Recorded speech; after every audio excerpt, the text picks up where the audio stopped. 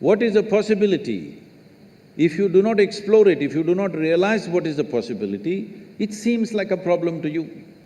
Only thing is, somehow I want to get in, because it's like heaven, entering heaven. No matter what, I want to get in, that's the only thing I want. After you get in, see how many problems.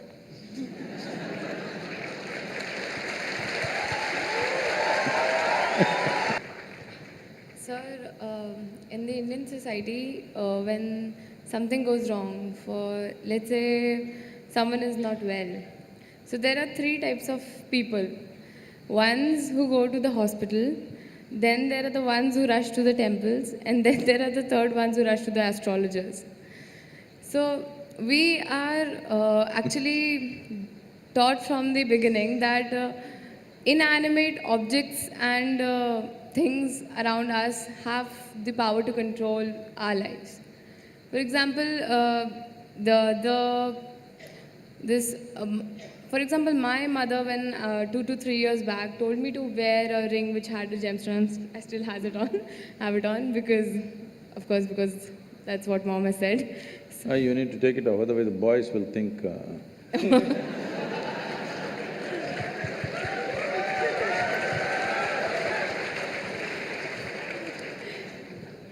But good luck, you keep it in the pocket. If it's on your finger, they will think you're… so that's another issue to it.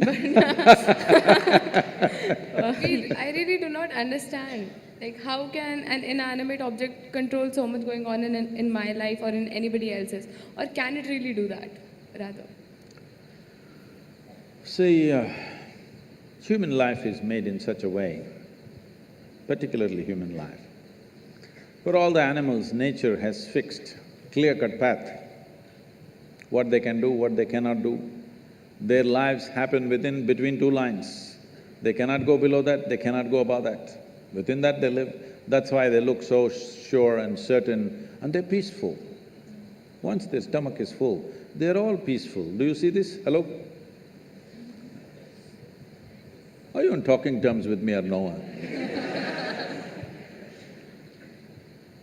Do you see all the animals, once their stomach is full, they are peaceful. But human beings are thinking, or they're being taught that peace is the ultimate goal of life. A buffalo, full stomach, he sits peacefully. And for you, that is the ultimate goal, what a shame. What a buffalo can do with a stomach full of grass or whatever else he eats, you have to hold it as the ultimate goal. Is it not a shame, I'm asking you? But this is being taught like this, peace is the ultimate goal of your life. But coming to more fundamentals, if you're not peaceful today, can you enjoy your dinner today? No. Can you just enjoy walking down the street? Can you enjoy the company of a few people around you? No. If not ecstatic, at least you must be peaceful to enjoy anything in your life. So I'm asking, should it be the first step in your life or the last step in your life? Such people will only rest in peace. Now, do other things have influence on us, particularly inanimate objects? The gems and the diamonds and things like that, and also the planets. See, the nature of the planet has a certain influence on the life upon it.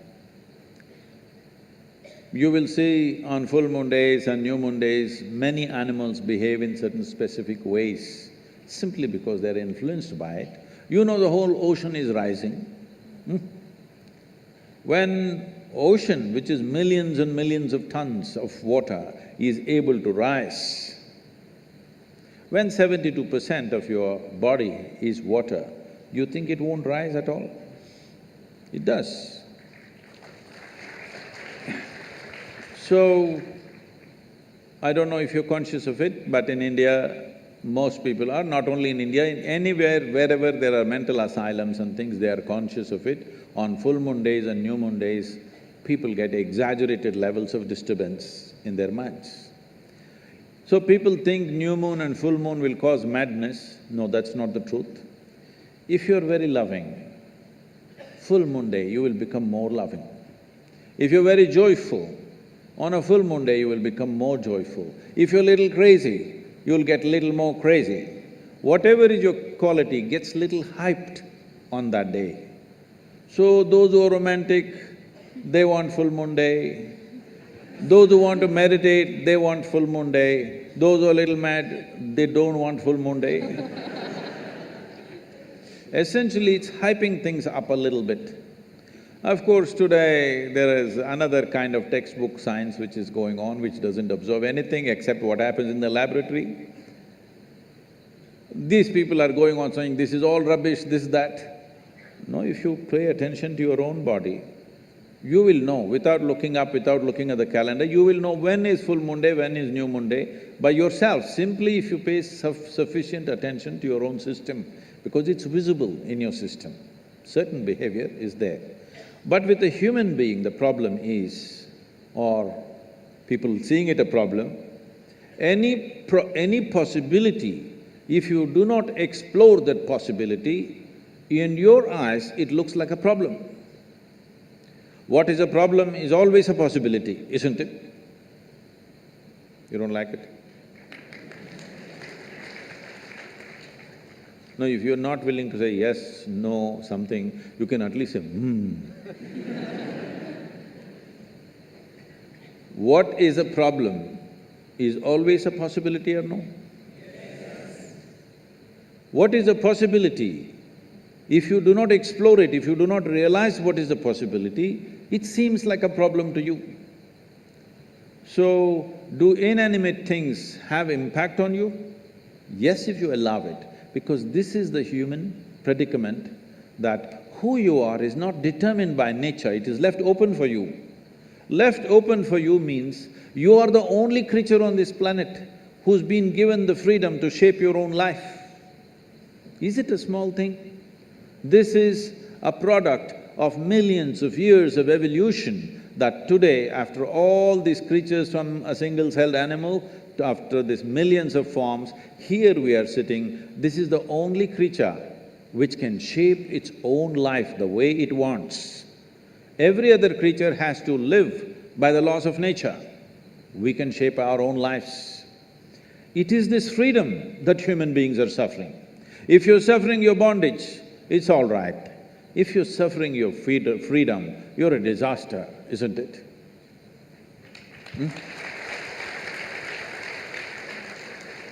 You're suffering your bondages, you're chained to something, you're suffering that, understandable. But you're suffering because you're free. Most human beings are suffering because they're free. They're always trying to bind themselves to something or somebody all the time because freedom scares them. Because freedom is a pathless path. Freedom is an open terrain, there's no fixed line.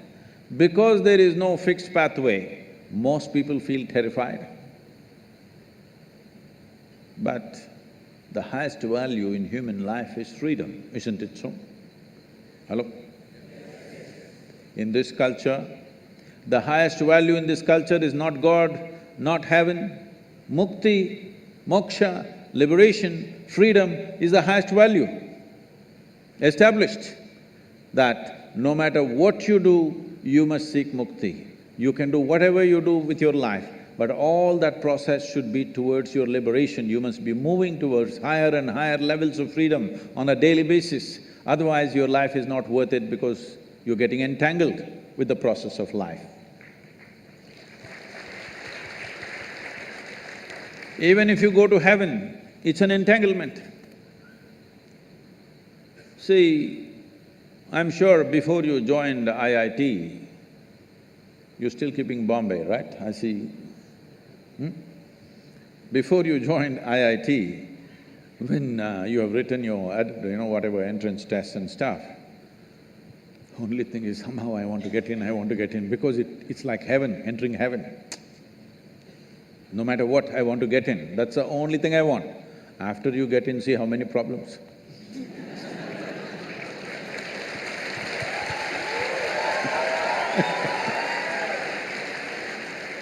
I'm asking you a simple question.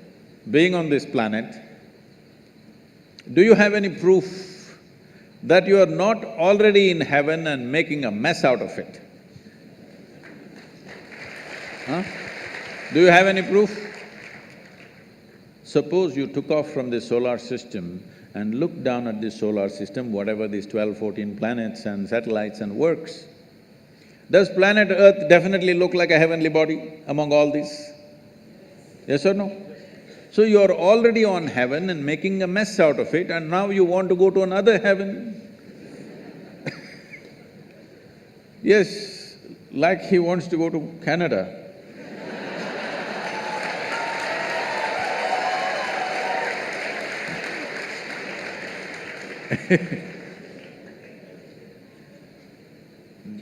This culture does not value heaven, does not value God, values only freedom. We want to be even free from the creation and the creator. Mukti, moksha is the ultimate value because this is not a philosophical value, this is not a religious value, this is something every life is longing for. Only thing is, most human beings are short-sighted that they long for it in installments. See, whatever people are seeking right now, if they have nothing, they will say, if I get 100 rupees per day, Shiva, that's all I want, that's a prayer. 100 rupees fell. 100 rupees, fine, 3 days, 100 rupees, fine. 4th day, only 100 rupees, Shiva. What's the problem with you? Are you so stingy? At least 1,000 rupees a day. Okay, 1,000 rupee note, is it in legal tender, 1,000 rupee note? Huh? No, okay, 2,000 rupees fell. I don't want to get into trouble with that. Where is 1,000 rupees falling for Sadhguru? Where does he have? No, 2,000 rupees fell. You asked for 1,000, 2,000 fell. Wonderful Shiva, fantastic. After 10 days, only 2,000 rupees.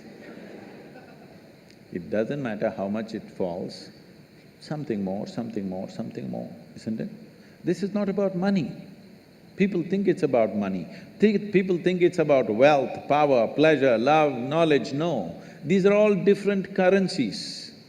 Essentially, you're looking for expansion because you feel suffocated. If we keep you in the same place for too long, you feel suffocated, you want expansion, you want to be something more all the time. Yes or no? Always something more. If I make you the king of this planet, not just Canada, if I make you the king of this planet, will you settle with fulfillment? No, you will look at the other planets, you will look at the new galaxies. So there is something within a human being which wants to expand limitlessly. That means it wants to be free, nothing else. Looking at this carefully, observing the nature of the life within, that it wants to expand in a limitless way, the only thing it is longing for is to become boundless. That means it's seeking freedom. That is why in this culture we established the highest value is mukti or moksha, which means liberation or freedom, not heaven, because heaven is just another place. Maybe little better accommodations, but same trouble after some time, isn't it?